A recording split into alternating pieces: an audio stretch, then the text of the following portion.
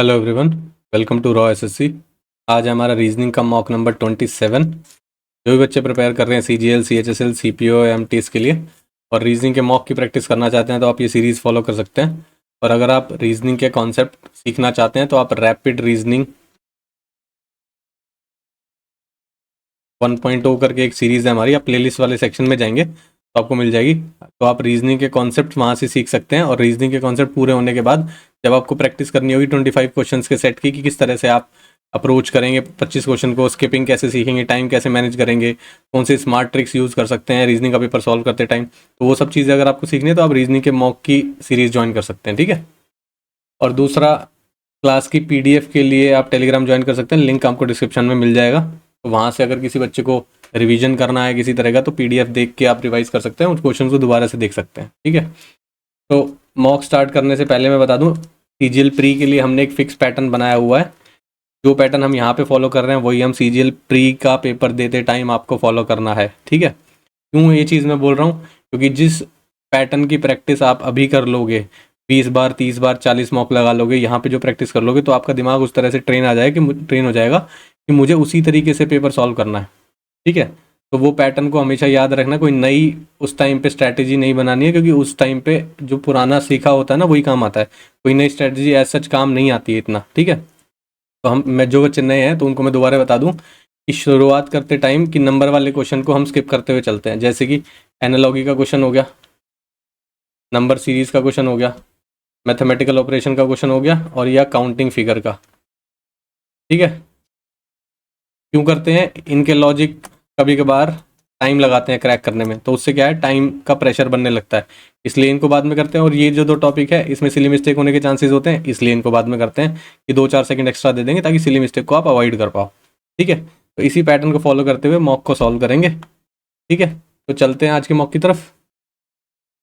Question number 1 है, बोल रहा है ऑड वन आउट निकालना है, does not belong to that group. ठीक है। कोई भी दो लेटर को आप पकड़ लो और फिर देखो कितना गैप है। बी के बाद सी डी ई 3 का गैप है, एफ के बाद जेड आ रहा है, क्या आएगा एफ के बाद जेड? नहीं आएगा। पी के बाद जे आएगा? नहीं आएगा। आई के बाद सी, तो यहाँ पे कोई पैटर्न पकड़ में नहीं आ रहा है। ठीक है। दूसरी चीज देखो अब, और क्या हो सकता है, एल है, एल के बाद ई दिया, ई के बाद एल को कंपेयर करो, ई के बाद F G H I J K L, 7 का गैप है। ठीक है। यहाँ पर देखो जेड के बाद A B C D E F G H I J, 10 का गैप है। जे के बाद K L M N O P Q R S T, 10 का गैप है, बिल्कुल सही है। सी के बाद D E F G H I J K L M, 10 का गैप है। सब में 10 का चल रहा था, इसमें 7 का चल रहा है, तो मिल गया आपको ओड वन आउट। क्लियर है। आगे बढ़ते हैं।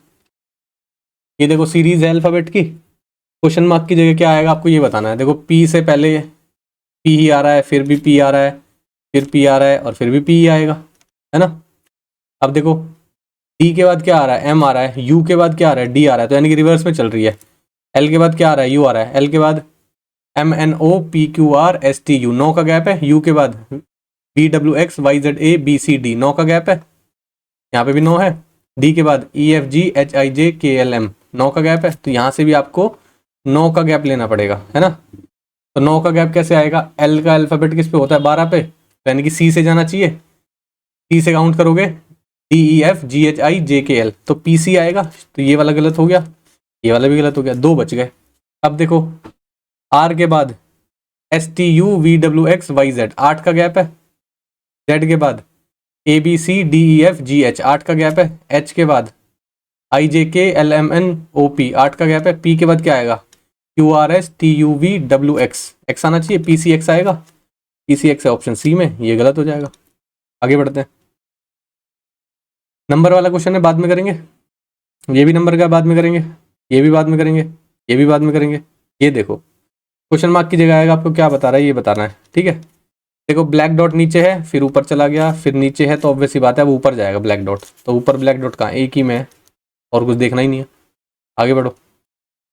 ये देखो फेसिस को लिखा हुआ है आपने, ये जीन्स को लिखा हुआ है, ये आपसे पूछा हैंग्स को क्या लिखा जाएगा। पहले लेटर को पहले से कंपेयर करते हैं, एफ का ए किया हुआ है, ए का एफ किया हुआ है, देखो कुछ पैटर्न दिखाई तो दे रहा है।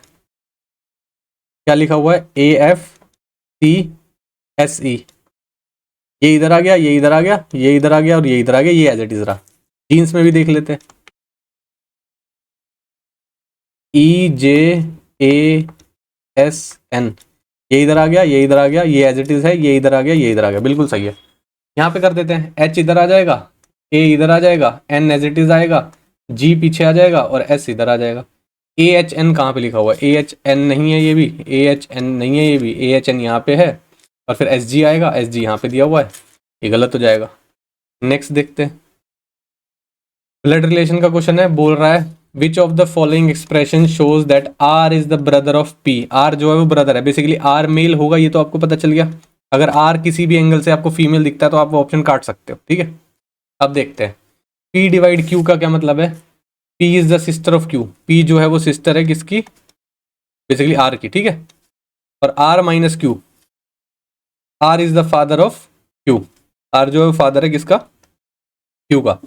Are is the brother of P बताना है आपको, तो ऑब्वियसली बात है आर जो है वो ब्रदर दिखाई दे रहा है आपको, मेल है एक तो, ठीक है, और पी का ब्रदर है, सेम जनरेशन में लिखा हुआ है, तो बिल्कुल सही है, ऑप्शन ए सही हो जाएगा। क्रॉस चेक करना है तो आप दोबारा कर सकते हो, इसको भी कर लो ताकि आपकी थोड़ी प्रैक्टिस भी हो जाएगी ब्लड रिलेशन बनाने की। पी इंटू आर का क्या मतलब है यहाँ पे? P is the mother of R, P जो है वो मदर है किसकी? आर की, ठीक है। और पी और आर में ब्रदर का रिलेशन बताना था, तो जब एक जनरेशन नीचे आ गया तो गलत हो गया, साइड में जनरेशन चलनी चाहिए क्योंकि ब्रदर बताना है।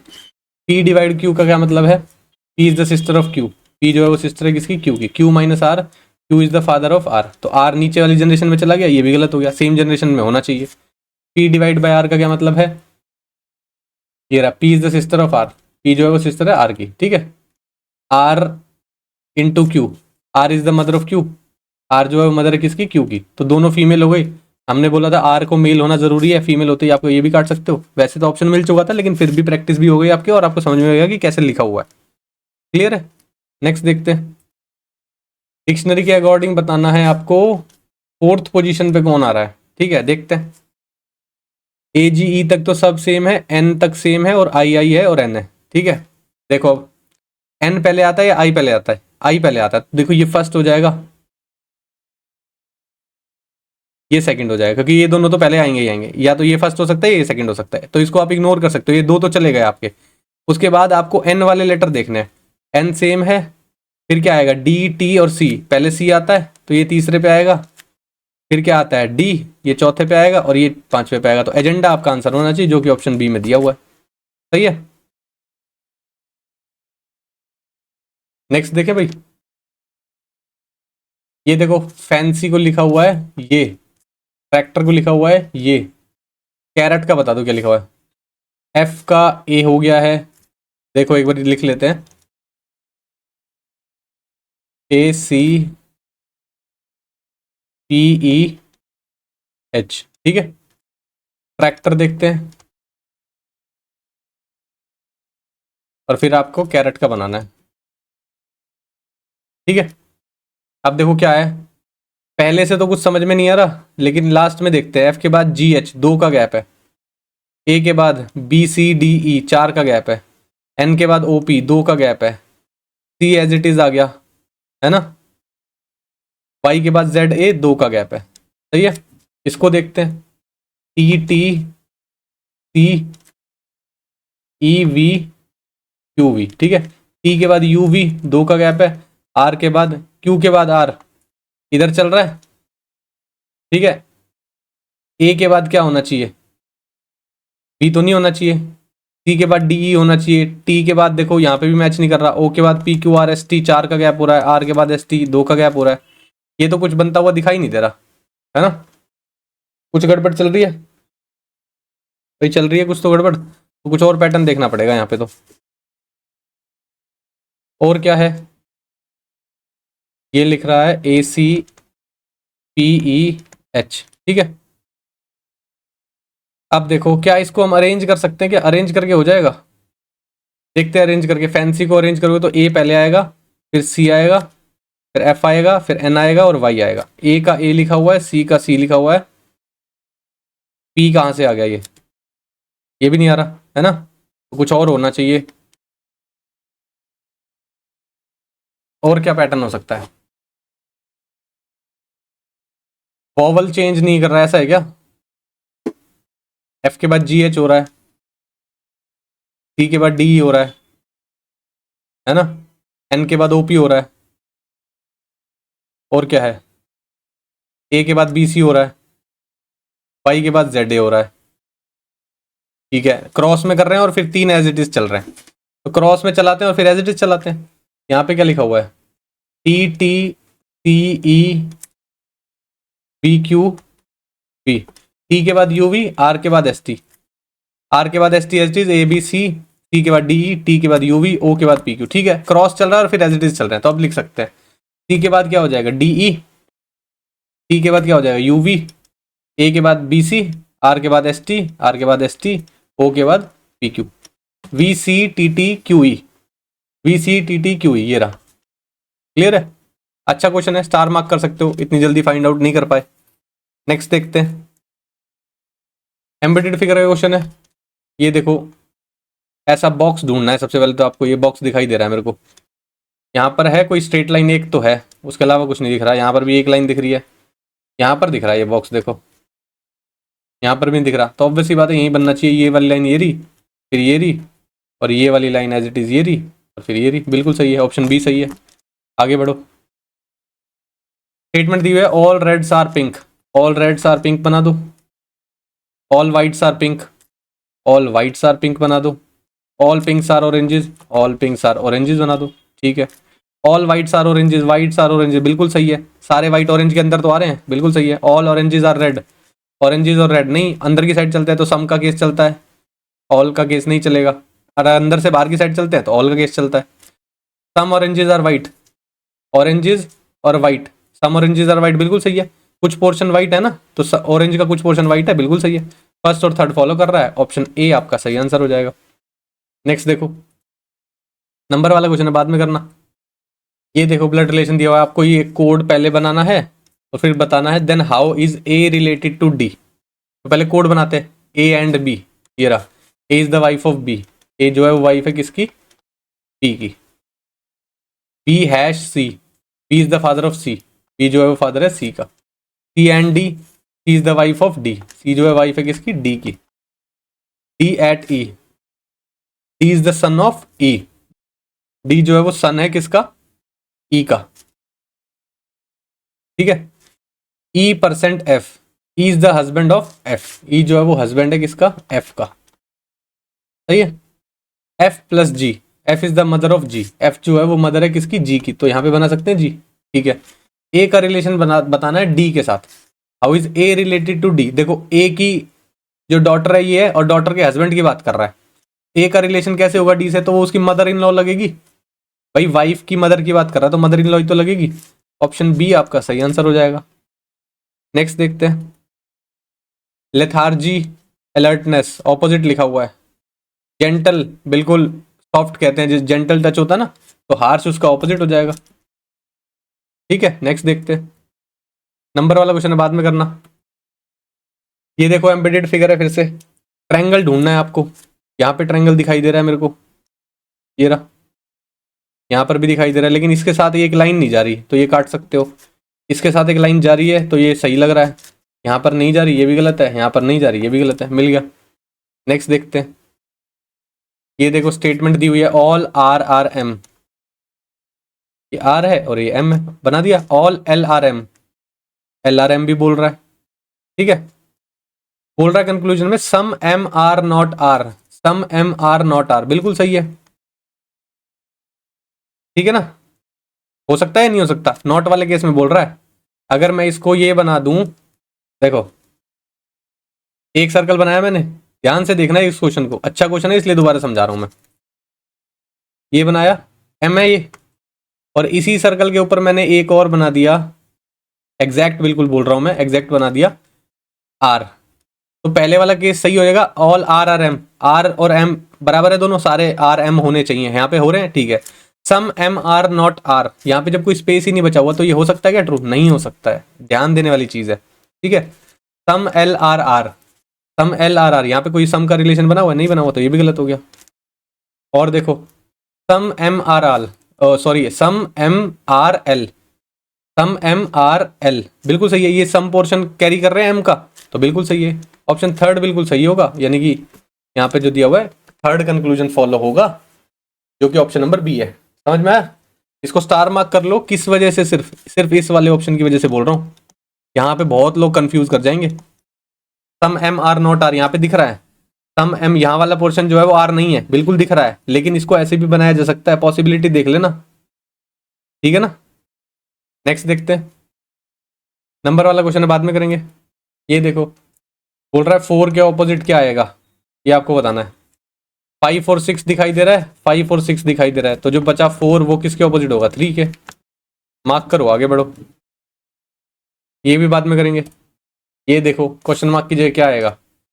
देखो क्या हो रहा है, पैटर्न क्या फॉलो हो रहा है, ये ट्रायंगल है, यहाँ से इसने एक लाइन पूरी कवर करके यहाँ पे आ गया, फिर क्या किया इसने, ये लाइन पूरी करी और ये हाफ पूरी करी, तो 1.5 लाइन पूरी कर ली, फिर यहाँ पे आ गया, फिर यहाँ से हाफ पूरी करी और यहाँ से हाफ पूरी करी, तो एक लाइन यहाँ पे पूरी करी और यहाँ पे आ गया, फिर 1.5 लाइन पूरी करनी चाहिए, आधी ये कर ली और पूरी ये कर लेगा, यहाँ पे आ गया, फिर एक लाइन पूरी करेगा तो यहाँ पे आना चाहिए, अब सही है।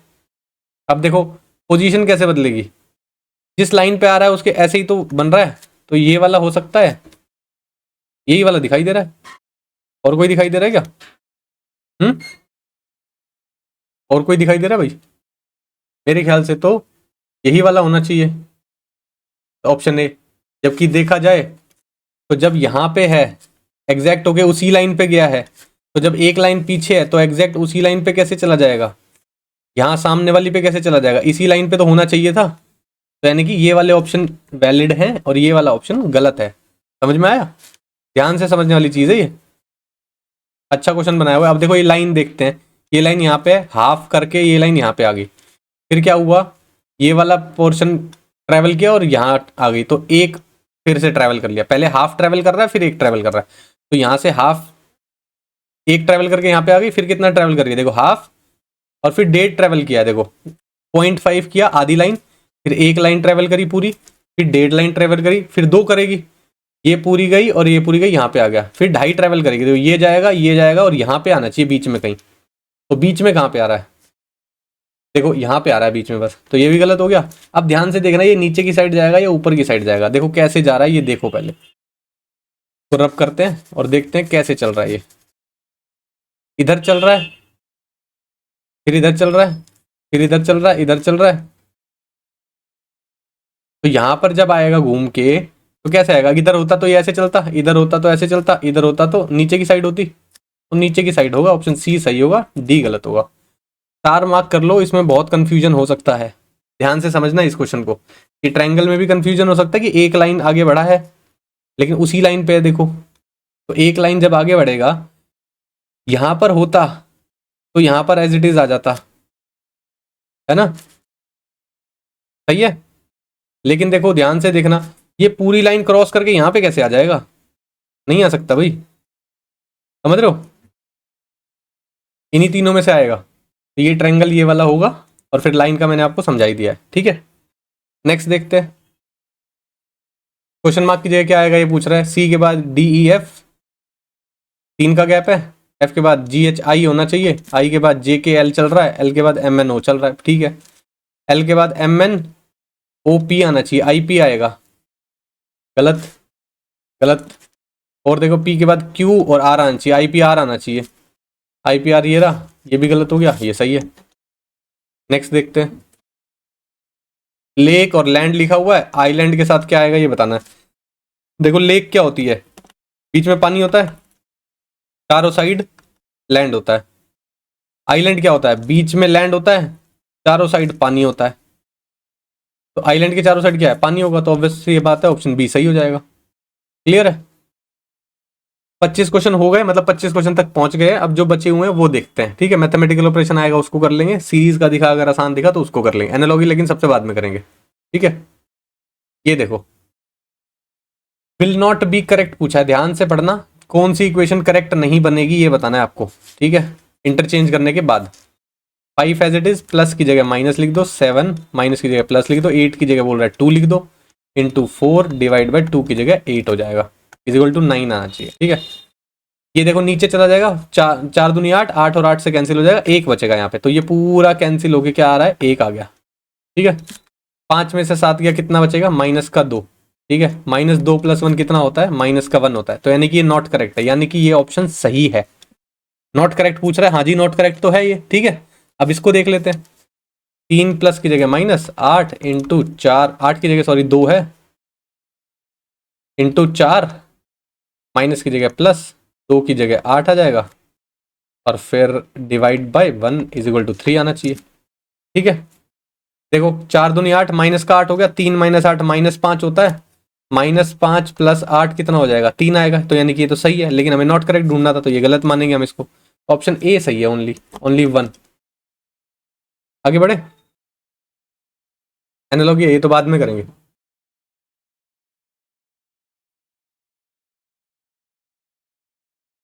ये देखो, कौन से इंटरचेंज हो जाए नंबर की जिससे कि इक्वेशन करेक्ट हो जाए। ठीक है, देखो किससे करेक्ट होगी। 264 और 9 को बदल दोगे तो, अगर यहाँ पे 264 आ गया तो आप क्या काट पाओगे इसको 60 से? आपको समझ में आ रहा है? 24 इंटू 264 डिवाइड बाय 60 होगा। 6 चौक 24 और ये 10 आएगा, और ये मल्टीप्लाई करने के बाद फ्रैक्शन दे देगा। गलत हो गया, अभी शुरू में कंसीडर नहीं कर सकते। 264 और 9 को फिर से इंटरचेंज कर दो, यहाँ पे 264 रख दोगे तो भी नहीं बात बन रही। सही है ना? 4 और 24 को देखो, इसको भी हटा दो अभी। 4 और 24 को देखते हैं। 264 प्लस, प्लस की जगह डिवाइड बोल रहा है, 24 की जगह 4 आ जाएगा, इंटू 9, डिवाइड की जगह प्लस आ जाएगा 60, माइनस 4 की जगह 24 आ जाएगा। कितना आएगा देखो, 4 छिक 24, फिर क्या 4 छिक 24 इंटू 9, प्लस ये माइनस करो कितना आएगा 36, 9 छिक 54, 5 कैरी गया, 9 छिक 54, 54 और 5 59, प्लस 36, 6 और 4 10, 9 और 3 12 और 1 13, 5 और 1 6, 630 मिल गया आपको। यही आना था, ऑप्शन सी सही होगा, और चेक करने की जरूरत ही नहीं है। नेक्स्ट देखते हैं। ये देखो क्या साइन आएगा कि जिससे कि इक्वेशन बैलेंस हो जाए। सबसे पहले क्या देखते हैं हम, डिवाइड को। यहाँ पर अगर डिवाइड लगा दूंगा मैं और यहाँ पर इंटू है, तो ऑब्वियसली बात है, हो सकता है क्योंकि ये नीचे आ जाएगा और 11 कट सकता है। तो एक बार इसको चेक कर लेते हैं। 11 इंटू 3 डिवाइड बाई 11 -2 + 9 की वैल्यू 10 आनी चाहिए। ये नीचे आएगा, 11 से 11 कैंसिल हो गया, 3 बचा। 3 - 2 + 9, 3 - 2 1 होता है, 1 + 9 10 आएगा। बिल्कुल सही है, पहला ही मिल गया और चेक करने की जरूरत नहीं है। और देखते हैं। ठीक है, ये सीरीज का है, सीरीज से स्टार्ट करते हैं। सबसे पहला काम क्या होता है, डिफरेंस देखो। 5 का गैप है, 10 का गैप है, 20 का गैप है, 40 का गैप है। कैसे बढ़ रहा है? डबल डबल डबल, ऑब्वियसली बात है, कर डबल। 165 आना चाहिए, कहाँ है? ऑप्शन बी दिया हुआ है सही। आगे बढ़ते हैं। ये देखो, अब एनालॉगी करते हुए चलते हैं। 11 से 31 पे जाना है। 11 तिया 33 होता है, इतना पता है। माइनस में 2 कर सकते हैं। 14 तिया 42 होता है, -2 कर सकते हैं। तो ये -2 करके लिखा हुआ है, यानी कि ये 27 होना चाहिए। तो किसका इंटू 3 करने पे 27 आएगा? 9 का 9 करने पे 27 आएगा। 9 तिया 27, बिल्कुल सही है। 9 तिया 27, 27 - 2 25, सही है। आगे बढ़े।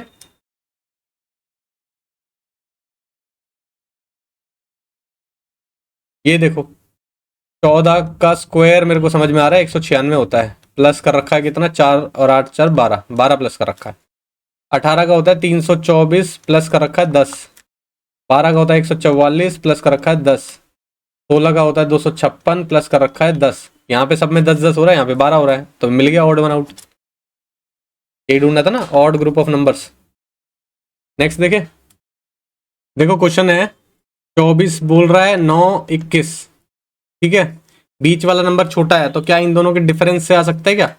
3 आएगा इन दोनों का डिफरेंस, 3 3 9। अगर स्क्वायर कर लेते हैं या इंटू 3 कर लेते हैं तो 9 मिल जाएगा आपको। इन दोनों का डिफरेंस तो 1 है, इंटू 16 करना पड़ेगा, नहीं बैठ रहा फिट। और क्या हो सकता है? इन दोनों से ये ला सकते हैं क्या नंबर? है भाई, ऐसा कुछ हो सकता है। स्क्वायर्स निकालेंगे अगर, 24 का स्क्वायर -21 का स्क्वायर कितना हो जाएगा? a + b a - b लगा सकते हो। 45 इंटू 3 होना चाहिए, तो 45 इंटू 3 तो काफी बड़ा नंबर हो जाएगा। 9 तो आ नहीं रहा है ना। और क्या हो सकता है? क्या 9 में कितना प्लस करें कि 21 हो जाए? भाई 12 प्लस करना पड़ेगा, है ना। इसको मैं डिवाइड बाई 2 कर दूं तो 12 हो जाएगा। 12 9 21 हो जाएगा। इसको डिवाइड करूँ तो 17 हो जाएगा, 17 और 16 33 हो जाएगा। बिल्कुल सही है, मिल गया पैटर्न। इसको डिवाइड बाई 2 करो, 17, 17 और 8 कितना हो गया 25, गलत हो गया। इसको डिवाइड बाई 2 करेंगे ये तो होगा ही नहीं, इसको भी करेंगे होगा ही नहीं। ये कितना हो जाएगा 21, 21 + 9 30 होगा। ऑप्शन डी सही है। क्लियर है भाई, समझ में आया? अच्छा क्वेश्चन है। स्क्वायर क्यूब्स लग रहा है ऐसा लगेंगे, लेकिन हो नहीं रहा है। क्लियर है, आगे बढ़ते हैं। ये क्वेश्चन देखो, 76 को 11 लिख रहा है, 88 का क्वेश्चन मार्क लिखा हुआ है, 68 का 9 लिखा हुआ है ना। अब क्या कर सकते हैं, 11 से 76 पे जाएंगे तो 11 सत्ते 77 होता है -1, लेकिन 9 7 जा 63 होता है, 9 8 जा 72 होता है, -4 हो रहा है। ये तो कुछ फिट नहीं बैठ रहा।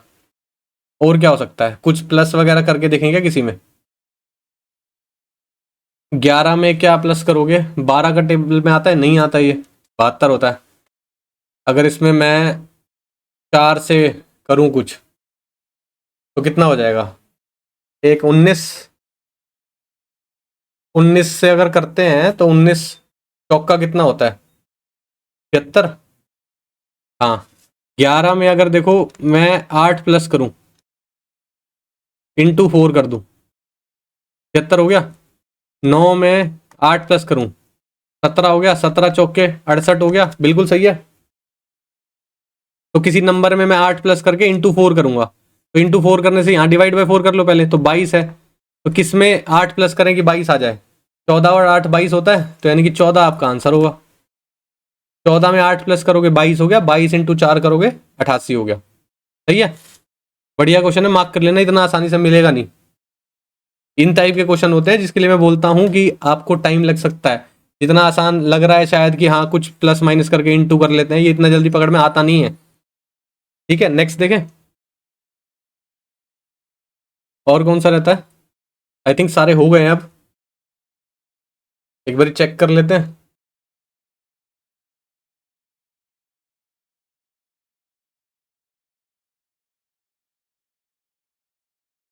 ठीक है, सारे हो गए हैं।